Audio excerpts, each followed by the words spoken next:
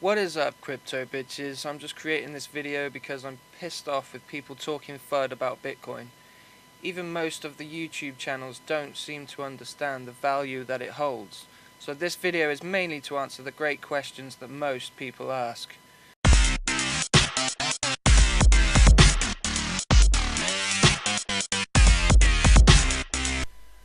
What is Bitcoin? There are many different ways to describe it. Here are some good examples to get your head around it. Bitcoin is an innovative payment network and a new kind of money. A new virtual currency like no other. A currency that allows you to buy all of the other altcoins' cryptocurrencies. Currently, altcoins are measured up and traded against the price of BTC and USD only, giving Bitcoin another strong advantage. However, altcoin to altcoin trading will exist in the future, but the value of them will always be measured up against Bitcoin as long as it stays the dominant currency. Another way to describe it would be a digital version of gold, a store of value, an alternative to savings accounts, a decentralized currency free from government and Wall Street manipulation, a way to decrease what you pay on government inflation, a way to put pressure on our technology for increased energy efficiency, lowering its cost to consumers. But what actually is it? Okay, basically it's this. From a user perspective, Bitcoin is nothing more than a mobile app or computer program that provides a personal Bitcoin wallet and allows a user to send and receive Bitcoins with them. This is how Bitcoin works for most users. Behind the scenes though, the Bitcoin network is sharing a public ledger called the blockchain. This ledger contains every transaction ever processed, allowing a user's computer to verify the validity of each transaction.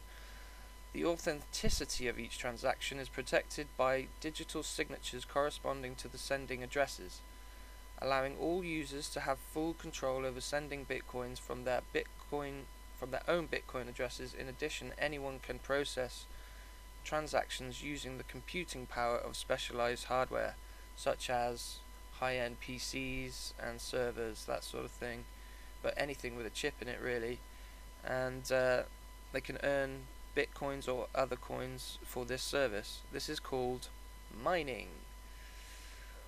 Why was Bitcoin created? It was created as a response to the Wall Street crash of 2008. With blockchain technology, that could not happen, and also to fight inflation and government devaluation of money assets, also to speed up technological advances in regards to energy efficiency and wealth creation for future technology. How does it work? Originally, their currency only existed between computers, so you transfer Bitcoin to another computer and that was all you could use it for. But you would use your graphics card to mine Bitcoin and send P2P. But when they started allowing people to pay for it with fiat currencies, it opened up a whole new can of worms that could never be stopped. The first thing I heard about Bitcoin was an InfoWars segment with Max Kaiser, and I think that someone had paid 10,000 Bitcoin for a pizza. Also, Julian Assange used it to accept donations for WikiLeaks. This was around 2010-ish. But what is mining? Mining Bitcoin uses a graphics card to perform a number of calculations a minute to mine a block. Each block mined, you will receive a reward for mining that block. Yeah, I'm from the block, yo. But the difficulty for mining that block increases every 210,000 blocks. Each block contains, among other things, a record of some or all of your transactions, recent transactions, and a reference to the block that came immediately before it. It also contains an answer to a difficult to solve mathematical puzzle, the answer to which is unique to each block. New blocks cannot be submitted to the network without the correct answer. The process of mining is essentially the process of competing to be the next to find the answer that solves the current block. The mathematical problem in each block is extremely difficult to solve, but once a valid solution is found, it is very easy for the rest of the network to confirm that the solution is correct. There are multiple valid solutions for any given block. Only one of the solutions needs to be found for the block to be solved. Because there is a reward of brand new bitcoins for solving each block. Every block also contains a record of which bitcoin addresses or scripts are entitled to receive the reward. This record is known as generation transaction or Coinbase transaction, and is always the first transaction appearing in every block. The number of bitcoins generated per block starts at 50 and is halved every 210,000 blocks. So that's about every 4 years. This is what creates the massive surge in value added on top of the speculation value. Long term, the price will always go up. And you can see that from the graphs and the annual. If you look at Bitcoin annually on the graphs, you will see it. Bitcoin transactions are broadcast to the network by the sender, and all peers trying to solve blocks collect the transaction records and add them to the block they are working to solve. Miners get incentive to include transactions in their block because of attached transaction fees. The difficulty of the mathematical problem is automatically adjusted by the network, such as that it targets a goal of solving an average of 6 blocks per hour every 2016 blocks solved in about 2 weeks. All Bitcoin clients compare the actual number created with this goal and modify the target by the percentage that it varied. The network comes to a consensus and automatically increases or decreases the difficulty of generating blocks. Because each block contains a reference to the prior block, the collection of all blocks in existence can be said to form a chain. However, it's possible for the chain to have a temporary split. For example, if 2 miners arrive at 2 different valid solutions for the same block at the same time, unbeknownst to one another, the peer-to-peer network is designed to resolve these splits within a short period of time, so that only one branch of the chain survives. The client accepts the longest chain of blocks as valid. The length of the entire blockchain refers to the chain with the most combined difficulty, not the one with the most blocks. This prevents someone from forking the chain and creating a large number of lower difficulty blocks and having it accepted by the network as longest. Is mining profitable? Yes and no. Depends on how much you pay for electric and if you already have a powerful PC. If not, there will be a hefty investment before you start, which will increase the time it takes you to see a profit. Mining on a phone is possible, but in the future I see all things with a CPU will mine Bitcoin or a preferable altcoin. Is buying Bitcoin profitable? Long term, annually, the graphs would suggest yes, very. However, it all depends on how early you bought at and what price, but even if you got in at the worst prices to start with, you would still make more money than with a high street savings account over a year period. Who created Bitcoin? Bitcoin is the first implementation of a concept called cryptocurrency, which was first described by Y. Dai in 1998 on the Cypherpunks mailing list, suggesting the idea of a new form of money that uses cryptography to control its creation and transactions, rather than a central authority. The first specification and proof of concept was published in 2009 in a cryptography mailing list by Satoshi Nakamoto. Satoshi left the project in late 2010 without revealing much about himself. The community has since grown exponentially with many developers working on Bitcoin. Satoshi's anonymity often raises unjustified concerns, many of which are linked to misunderstanding of the open source nature of Bitcoin. The Bitcoin protocol and software are published openly, and any developer around the world can review the code or make their own modified versions of the Bitcoin software. Just like current developers, Satoshi's influence was limited to the changes he made being adopted by others, and therefore he did not control Bitcoin as such. The identity of Bitcoin's inventor is probably as relevant today as the identity of the person who invented paper. Who owns Bitcoin network? Nobody. Nobody owns the Bitcoin network, much like no one owns the technology behind email. Bitcoin is controlled by all Bitcoin users around the world. While developers are improving the software, they can't force a change in the Bitcoin protocol because all users are free to choose what software and version they use. In order to stay compatible with each other, all users need to use software complying with the same rules. Bitcoin can only work correctly with a complete consensus among all users. Therefore, all users and developers have a strong incentive to protect this consensus. How do I get Bitcoin? There's 4 ways of getting it. You can exchange it as payments for goods or services, purchase Bitcoins at Bitcoin Exchange, exchange Bitcoin with someone near you, and lastly, earn Bitcoins through competitive mining. While it may be possible to find individuals who wish to sell Bitcoins in exchange for credit card or PayPal payment, most exchanges do not allow funding via these payment methods. This is due to cases where someone buys Bitcoin with PayPal and then reverses their half of the transaction. There is one exception, being Coinbase. We'll get to that later. How difficult is it to make a Bitcoin payment? Bitcoin payments are easier to make than debit or credit card purchases and can be received without a merchant account. Payments are made from a wallet application either on your computer or smartphone. By entering the recipient's address, the payment amount, and pressing send to make it easier to enter a recipient's address, many wallets can obtain the address by scanning a QR code or touching phones together with NFC technology. What are the advantages of Bitcoin? Payment freedom, for one. It is possible to send and receive any amount of money instantly anywhere in the world at any time. No bank holidays, no borders, no imposed limits. Bitcoin allows its users to be fully in control of their money. It also has very low fees. Well, not so much anymore, but Bitcoin payments are currently processed with either no fees or extremely small fees.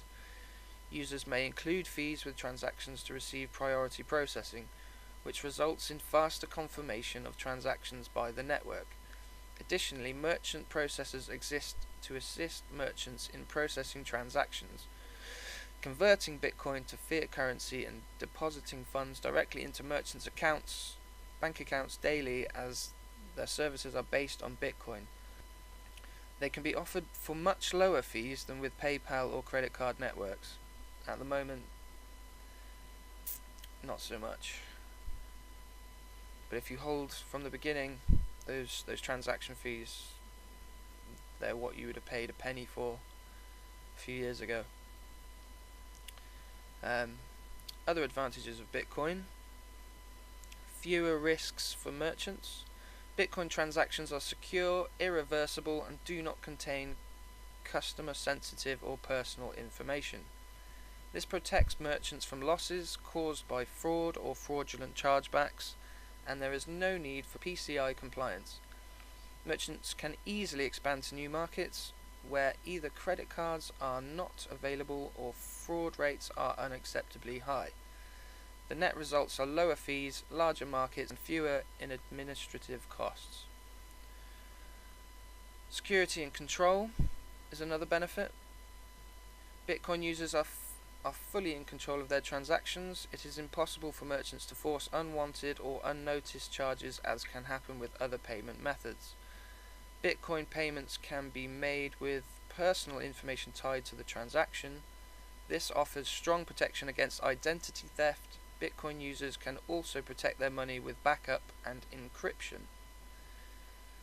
Another benefit: transparent and neutral. All information concerning the Bitcoin supply itself is readily available on the blockchain for anybody to verify and use in real time. No individual or organization can control or manipulate the Bitcoin protocol because it is cryptographically secure. This allows the core of the Bitcoin to be trusted for being completely neutral, transparent, and predictable. So, that being said, what are the disadvantages of Bitcoin?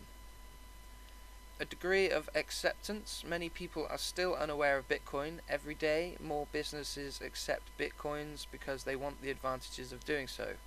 but the list remains small and still needs to grow in order to benefit from network effects. This has changed a bit recently due to the volatility of the coin and the fact that retailers just can't keep up with the prices. But once Bitcoin, that's a sign that Bitcoin's still going up, and that once it levels, it won't be as volatile anymore, and merchants are likely to bring it back. Most merchants at the moment are switching to Litecoin, as it's a lot more stable currency, but that will change as well. Volatility. The total value of Bitcoins in circulation and the number of businesses using Bitcoin are still very small compared to what they could be. Therefore, relatively small events, trades, or business activities can significantly affect the price. In theory, this volatility will decrease as Bitcoin markets and the technology matures. Never before has the world seen a startup currency, so it is truly difficult and exciting to imagine how it will play out. Another disadvantage is ongoing development. Bitcoin software is still in beta with many incomplete features in active development. New tools, features and services are being developed to make Bitcoin more secure and accessible to the masses. Some of these are still not ready for everyone. Most Bitcoin businesses are new and still offer new insurance. In general, Bitcoin is still in process of maturing. So not many disadvantages really. Why do people trust Bitcoin?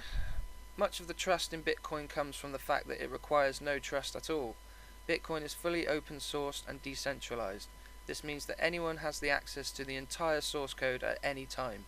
Any developer in the world can therefore verify exactly how Bitcoin works. All transactions and Bitcoins issued into existence can be transparently consulted in real time by everyone. All payments can be made without reliance on a third party, and the whole system is protected by heavily peer-reviewed cryptographic algorithms like those used for online banking. No organization or individual can control Bitcoin, and the network remains secure even if not all of its users can be trusted. Is Bitcoin fully virtual and immaterial? Bitcoin is as virtual as the credit cards and online banking networks people use every day. Bitcoin can be used to pay online and in physical stores just like any other form of money. Paying with a mobile phone usually remains more convenient. Bitcoin balances are stored in a large distributed network, and they cannot be fraudulently altered by anybody.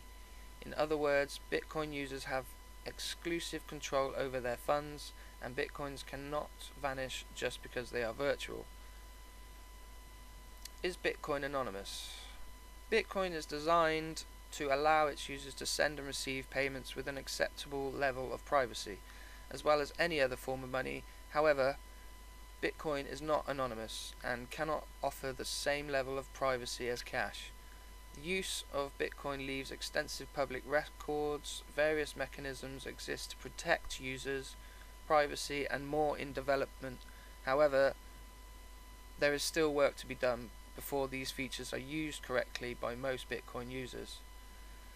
Some concerns have been raised that private transactions could be used for illegal purposes with Bitcoin. However, it is worth noting that Bitcoin will undoubtedly be subjected to similar regulations that are already in place inside existing financial systems. Bitcoin cannot be more anonymous than cash, and it is not likely to prevent criminal investigations from being conducted.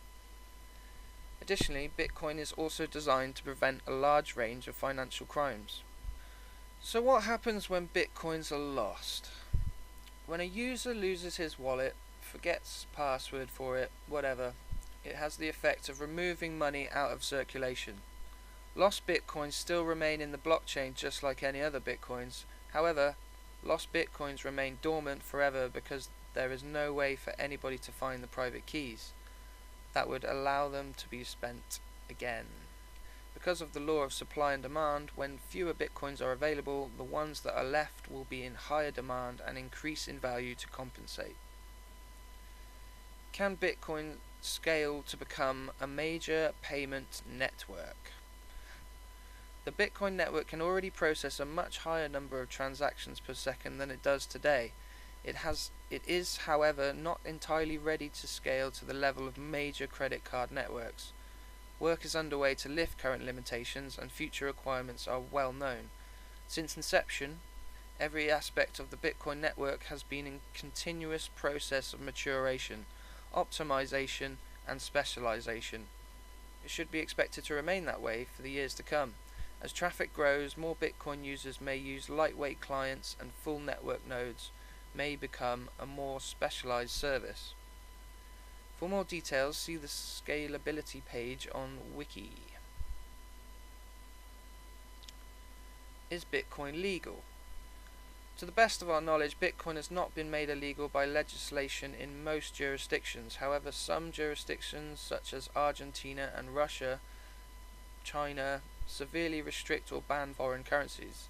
Other jurisdictions such as Thailand may limit the licensing of certain entities such as Bitcoin exchanges. Regulators from various jurisdictions are taking steps to provide individuals and businesses with rules on how to integrate this new technology with the formal, regulated financial system. For example, the Financial Crimes Enforcement Network, FinCEN, a bureau in the United States Treasury Department, issued a non-binding guidance on how it characterizes certain activities involving virtual currencies. Is Bitcoin useful for illegal activities? Bitcoin is money, and money has always been used both for legal and illegal purposes.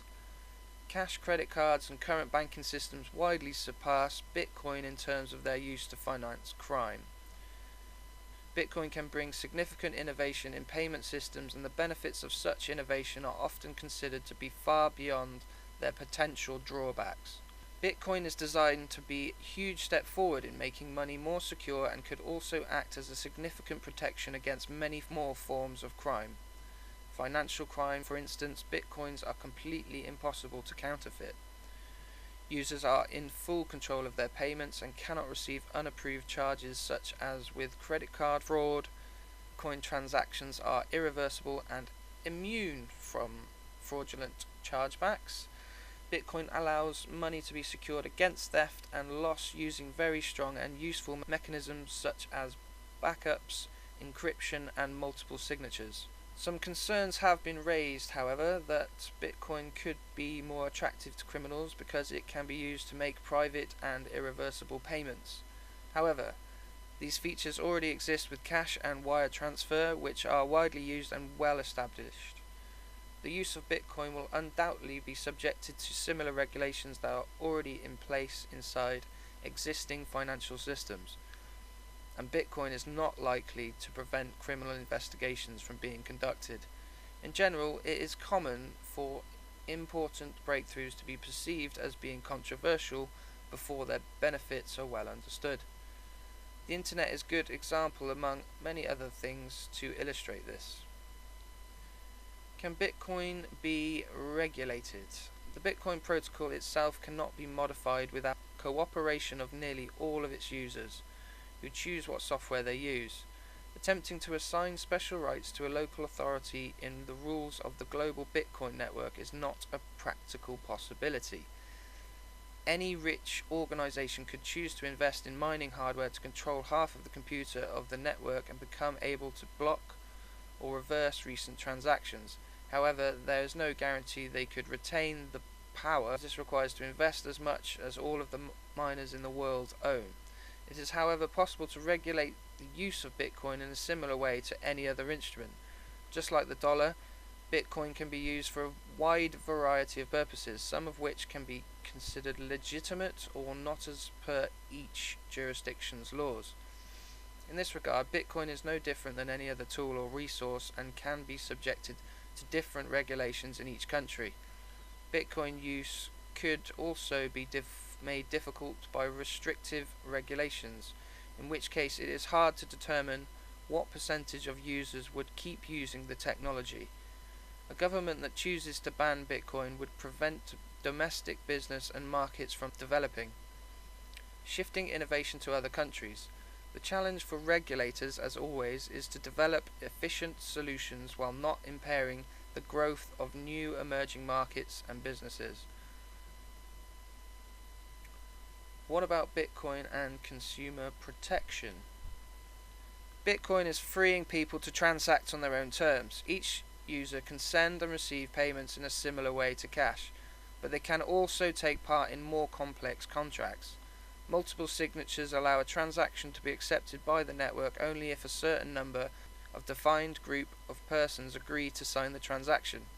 This allows innovative dispute mediation services to be developed in the future. Such services could allow a third party to approve or reject a transaction in case of a disagreement between the other parties, without having control of their money. As opposed to cash and other payment methods, Bitcoin always leaves a public proof that a transaction did take place, which can potentially be used in a recourse against businesses and fraudulent practices. It is also worth noting that while merchants usually depend on the public reputation to remain in business and pay their employees, they don't have access to the same level of information when dealing with new consumers. The way Bitcoin works allows both individuals and businesses to be protected against fraudulent chargebacks while giving the choice to the consumer to ask for more protection when they're not willing to trust a particular merchant. Is Bitcoin a bubble? A fast rise in price does not constitute a bubble. An artificial overvaluation that will lead to a sudden downward correction constitutes a bubble. Choice based on individual human action by hundreds of thousands or market participants is the cause for Bitcoin's price to fluctuate as the market seeks price discovery. Reasons for changes in sentiment may include a loss of confidence in Bitcoin, a large difference between value and price not based on the fundamentals of the Bitcoin economy, increased press coverage stimulating speculative demand, fear of uncertainty, and old-fashioned irrational exuberance and greed. Is Bitcoin a Ponzi scheme? A Ponzi scheme is a fraudulent investment operation that pays returns to its investors from their own money or the money paid by subsequent investors, instead of from profit earned by the individuals running the business. Ponzi schemes are designed to collapse at the expense of the last investors when there is not enough new participants. Bitcoin is a free software project with no central authority. Consequently, no one is in a position to make fraudulent representations about investment returns. Like other major currencies such as gold, United States dollar, euro, yen, etc., there is no guaranteed purchasing power and the exchange rate floats freely. This leads to volatility, where owners of bitcoins can unpredictably make or lose money. Beyond speculation, Bitcoin is also a payment system with useful and competitive attributes that are being used by thousands of users and businesses. Doesn't Bitcoin unfairly benefit early adopters? Some early adopters have large numbers of Bitcoins because they took risks and invested time and resources and unproven technology that was hardly used by anyone and that was much harder to secure properly. Many early adopters spent large numbers of Bitcoins quite a few times before they became valuable or bought only small amounts and didn't make huge gains. There is no guarantee that the price of Bitcoin will increase or drop. This is very similar to investing in an early startup that can either gain value through its usefulness and popularity or just never break through. Bitcoin is still in its infancy and it has been designed with a very long-term view. It is hard to imagine how it could be less biased towards early adopters, and today's users may or may not be the early adopters of tomorrow. Won't the finite amount of bitcoins be a limitation? Still to this day, a lot of people don't realize that Bitcoin is unique in that only 21 million bitcoins will ever be created. However, this will never be a limitation because transactions can be denominated in small subunits of Bitcoin, such as bits. There are a million bits in one Bitcoin. Bitcoins can be divided up to 8 decimal places. and potentially even smaller units if that is ever required in the future as the average transaction size decreases. What this means is you can still invest any amount in it with whatever you have. You do not have to buy one whole Bitcoin. Repeat, you do not have to buy one whole Bitcoin. What is Bitcoin mining? Mining is the process of spending computing power to process transactions, secure the network, and keep everyone in the system synchronized together. It can be perceived like the Bitcoin data center, except that it has been designed to be fully decentralized, with miners operating in all countries and no individual having control over the network. This process is referred to as mining as an analogy to gold mining because it is also a temporary mechanism used to issue new bitcoins. Unlike gold mining, however, Bitcoin mining provides a reward in exchange for useful services required to operate a secure payment network. Mining will still be required after the last Bitcoin is issued. How does Bitcoin mining work? Anybody can become a Bitcoin miner by running software with specialized hardware. Mining software listens for transactions broadcast through peer-to-peer network and performs appropriate tasks to process and confirm these transactions. Bitcoin miners perform this work because they can earn transaction fees paid by users for faster transaction processing, and newly created Bitcoins issued into existence according to a fixed formula. For new transactions to be confirmed, they need to be included in a block along with a mathematical proof of work. Such proofs are very hard to generate because there is no way to create them other than by trying billions of calculations per second. This requires miners to perform these calculations before their blocks are accepted by the network and before they are rewarded. As more people start to mine, the difficulty of finding valid blocks is automatically increased by the network to ensure that the average time to find a block remains equal to 10 minutes. As a result, mining is a very competitive business where no individual miner can control what is included in the blockchain. The proof of work is also designed to depend on the previous block to force a chronological order in the blockchain. This makes it exponentially difficult to reverse previous transactions because this requires the recalculation of the proofs of work of all the subsequent blocks. When two blocks are found at the same time, miners work on the first block. They receive and switch to the longest chain of blocks as soon as the next block is found. This allows mining to secure and maintain a global consensus based on processing power. Bitcoin miners are neither able to cheat by increasing their own reward nor process fraudulent transactions that could corrupt the Bitcoin network, because all Bitcoin nodes would reject any block that contains invalid data as per the rules of the Bitcoin protocol. Consequently, the network remains secure even if not all Bitcoin miners can be trusted. Isn't Bitcoin mining a waste of energy?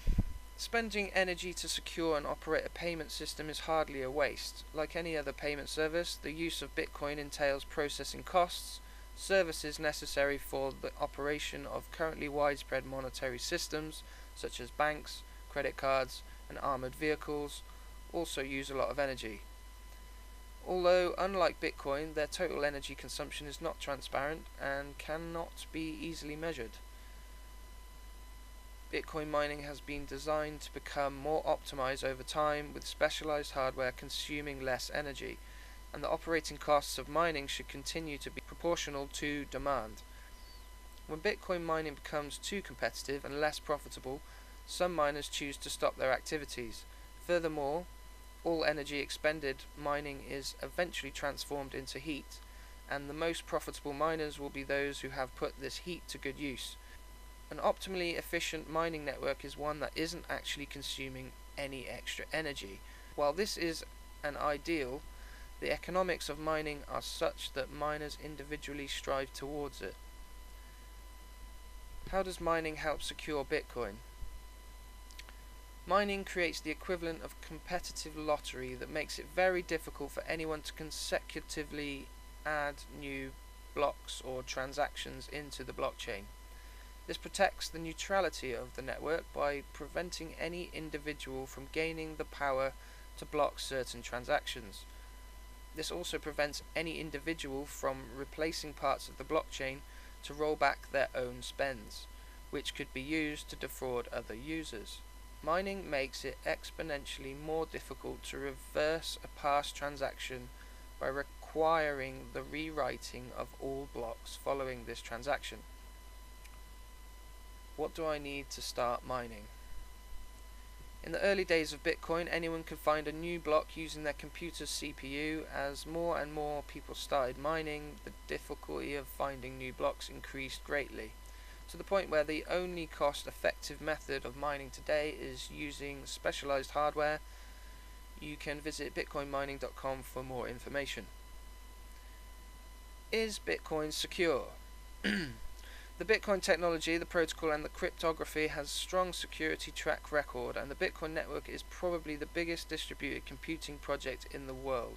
Bitcoin's most common vulnerability is in user error. Bitcoin wallet files that store the necessary private keys can be accidentally deleted, lost or stolen. This is pretty similar to physical cash stores in a digital form. Fortunately, users can employ sound security practices to protect their money or use service providers that offer good level of security and insurance against theft or loss. So, hasn't Bitcoin been hacked in the past? The rules of the protocol and the cryptography used for Bitcoin are still working years after its inception, which is a good indication that the concept is well designed. However, security flaws have been found and fixed over time in various software implementations. Like any other form of software, the security of Bitcoin software depends on the speed with which problems are found and fixed. The more such issues are discovered, the more Bitcoin is gaining maturity. There are often misconceptions about thefts and security breaches that happened on diverse exchanges and businesses. Although these events are unfortunate, none of them involve Bitcoin itself being hacked. Just like a bank robbery doesn't mean that the dollar is compromised. However, it is accurate to say that a complete set of good practices and intuitive security solutions is needed to give users better protection of their money, and to reduce the general risk of theft and loss. Over the course of the last few years, such security features have quickly developed, such as wallet encryption, offline wallets, hardware wallets, and multi-signature transactions. Could users collude against Bitcoin? It is not possible to change the Bitcoin protocol that easily. Any Bitcoin client that doesn't comply with the same rules can not enforce their own rules on other users. As per the current specification, double spending is not possible on the same blockchain, and neither is spending Bitcoins without a valid signature. Therefore, it is not possible to generate uncontrolled amounts of Bitcoins out of thin air, spend other users' funds, corrupt the network, or anything similar. However, powerful miners could arbitrarily choose to block or reverse recent transactions. A majority of users can also put pressure for some changes to be adopted, because Bitcoin only works correctly with a complete consensus between all users. Changing the protocol can be very difficult and requires an overwhelming majority of users to adopt the changes in such a way that remaining users have no choice but to follow. As a general rule, it is hard to imagine why any Bitcoin user would choose to adopt any change that could compromise their own money. Is Bitcoin vulnerable to quantum computing? Yes. Most systems relying on cryptography in general are, including traditional banking systems. However, quantum computers don't yet exist and probably won't for a while. In the event that quantum computing could be an imminent threat to Bitcoin, the protocol could be upgraded to use post-quantum algorithms. Given the importance that this update would have, it can be safely expected that it would be highly reviewed by developers and adopted by all Bitcoin users.